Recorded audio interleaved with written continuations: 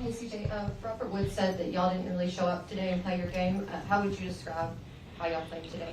Yeah, that's exactly right. Terrible on my behalf. Probably one of my worst games of my whole career. Just came out flat. Didn't have any energy. Didn't lead the offense the way I should have. So, no, I always got to look at myself in the mirror and be honest with myself. And it's not good enough today. So, is what it is. Can't hang my head down, but just got to keep going. What do you mean you didn't lead the offense as you should have? Did you feel you're getting frustrated with some of those early misses? No, I just kept missing.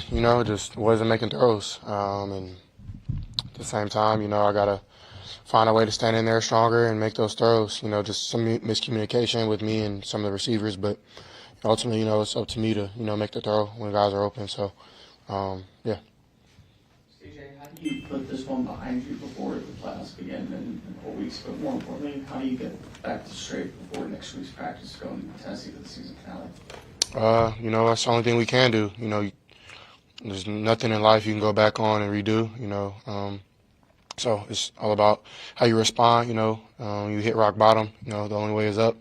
So, and we're still have a lot of hope, man. At the end of the day, we clinch our division. And still have opportunity to go in the playoffs. So, got to finish this year the right way against Tennessee, and hopefully, by that time we're in a groove and rolling when the playoffs come. This is a tough question to answer right after a game, but was there anything that stood out that you feel like, anything tangible that you all could fix, that you all feel like is fixable at this point? Yeah, there's a lot of things. It's really our execution. It's not really anything that the other team does, but just, what we put out on the field, So it's a lot of things to fix, and, we'll be able to have these hard conversations and when the week comes by to have those and, get things ironed out. CJ, what has been the difference for you between year one and year two as far as performance on the field?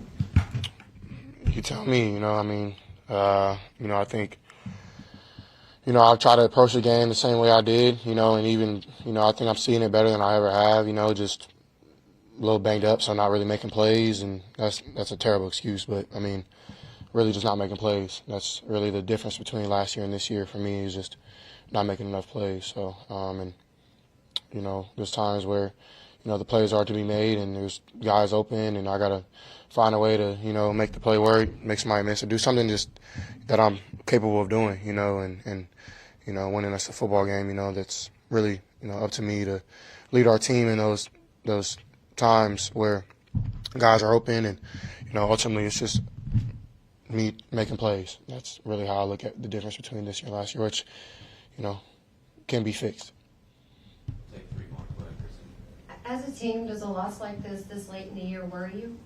No. What are you going to do? Cry and weep about it. And, of course, it's not easy, but at the same time, it's part of the game. Sometimes you go out there and lay an egg, and it's not easy to sit out here and say that. But that's what happened tonight. We didn't play well at all from the first play to the last. And, it's part of the game. Things happen. I'm sure a lot of people in their careers have had this type of game before, so I'm not going to sit here and act like this is just foreign. But it is necessary to wake you up, and that's what it's going to do for me and this team. CJ, when things are going poorly like that and fans are booing from the home crowd, how does that affect y'all as a team, or does it affect you? You know what? People are entitled to their opinions, and, they care about the game, and, their emotions matter, so I understand, it's not my first time and probably won't be my last. So it's not something to internalize and point the finger at yourself, but it is something that you can, use it to motivate you to not want those moments anymore. So, I got plenty of football left in my career, hopefully, God willing. And, I know this is going to be a story I'll tell one day that helped me in the long run. So, it's part of life, man. You hit a lot of valleys, and then you have a lot of mountaintops, and it's cliche, but, they say there isn't, what is it? There's not sunny days if there's not days with rain. So, this is a rainy day, but at the end of the day, the sun will rise up tomorrow, we have another crack at this thing next week and, keep rolling. A lot of teammates said that the energy was low. At what point did you sense that, if you agree, and how did that perhaps have an effect on you all's play throughout the game?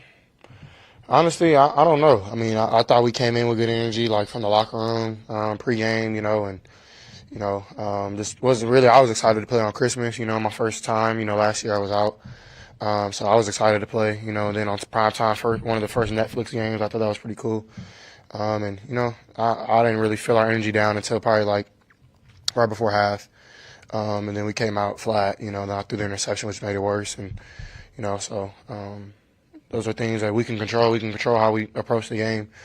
We can control, our execution. We can control, our X's and O's. And, so I got to look at myself and if I'm not the one bringing energy and I'm being an energy vampire, then I got to check myself in those moments, So, it is what it is. We'll learn from it and, move on. All right.